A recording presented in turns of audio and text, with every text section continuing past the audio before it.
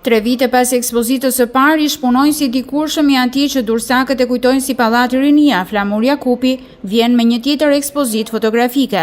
Në 80 fotot e ekspozuara në Galerinë e Artit Pamor Nikolet Vasia, Jakupi sjell shumë çka nga vërmëtaritë artistike dhe kulturore në qytetin e Durrësit gjatë 2 dekadave jetë të këtij institucioni kulturor dhe emrave të njohur të artit durrsak që u bën pjesë e këtyre aktiviteteve. Ekspozita i referohet punës aktivitetit artistik dhe kulturor të institucionit të Pallatit Rinia, ish Pallatit Kulturës Rinia, që tashmë ka vite që nuk ekziston më.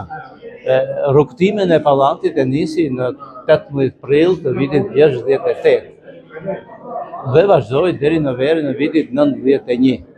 Një kohë e shkurtër, 23 vjeçare, por aktiviteti që kreu është tepër mallor.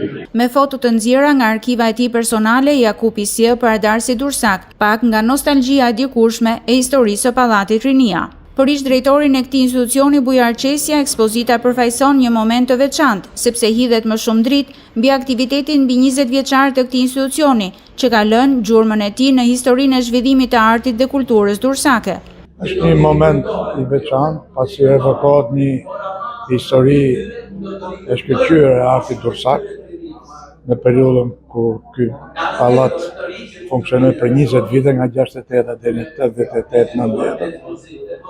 Dhe është merita, me thënë drejtën, e Flamur Jakupit, i cili ka 30 e sa vite që ka emigruar në Itali, por brenda atij ka mbetur e paprekur ajo periudhë kulmore e artit amator durrsak, ku Pallati Rinia u kthye në një tempull të organizimit të gjithë vërmëtaritë kulturore-artistike që zhvilloheshin në qendrat e punës dhe të prodhimit.